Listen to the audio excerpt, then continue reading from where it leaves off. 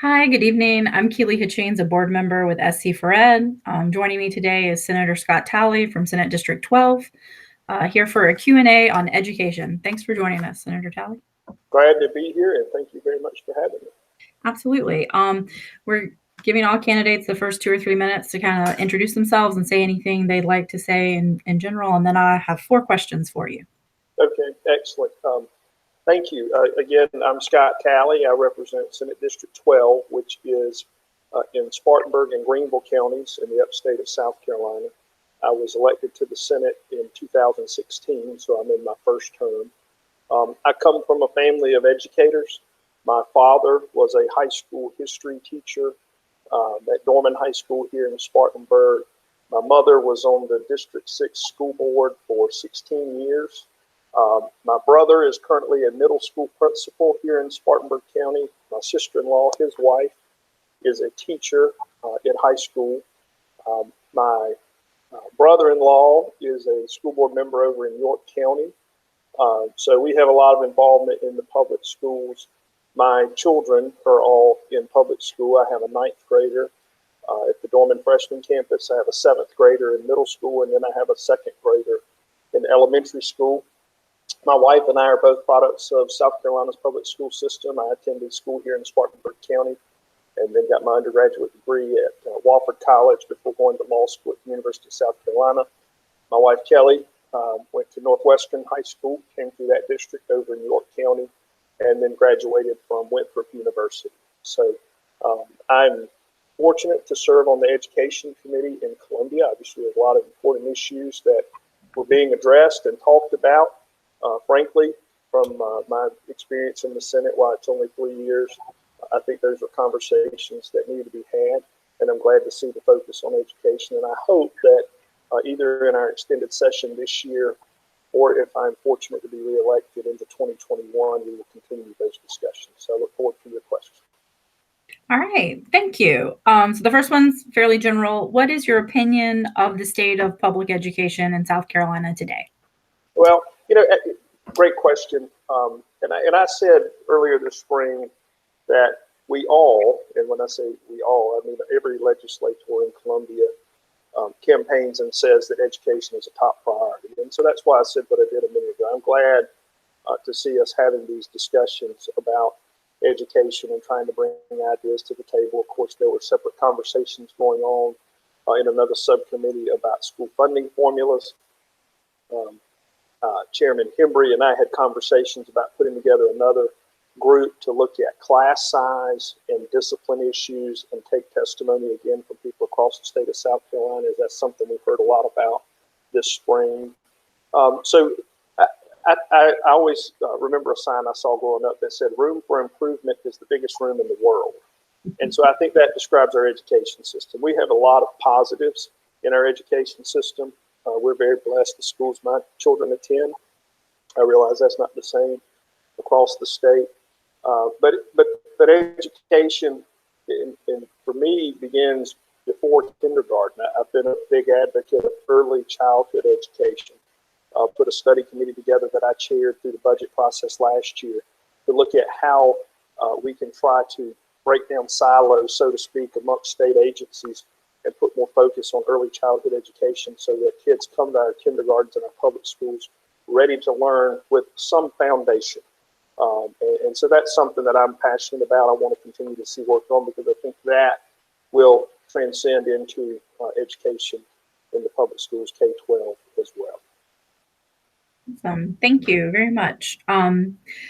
So the second question, if you're reelected and no ed reform passes this session, which is still a little bit up in the air, what would your first step be to improve public education in the 2021 session?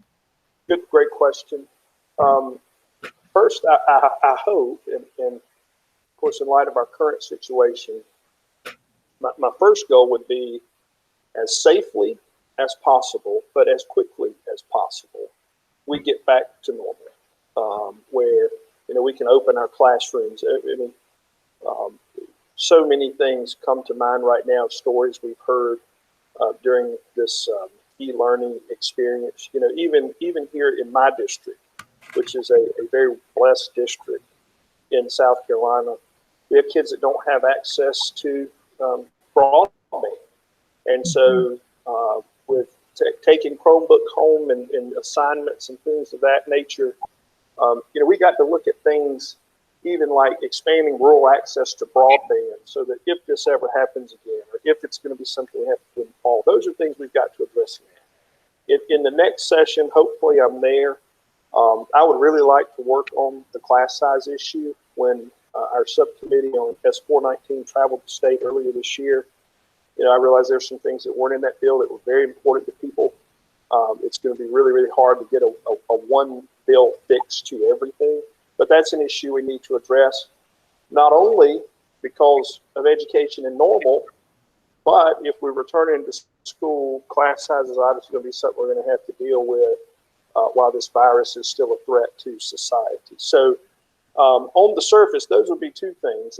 And I hope that, what we're able to put in place, particularly from an access issue, is something that will go beyond education. It's important for agriculture in the state. It's important for business, and will help us prepare for the next pandemic.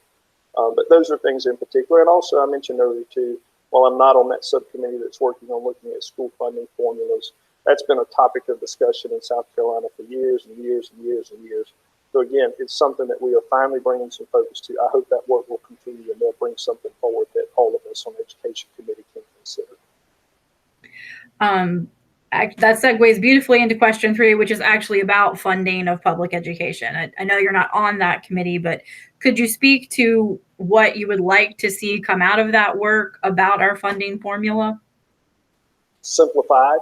And I realize that's a 30,000 foot answer, so to speak, but it's confusing. It's decades old formulas that have been tweaked and modified and added to and subtracted from over the years.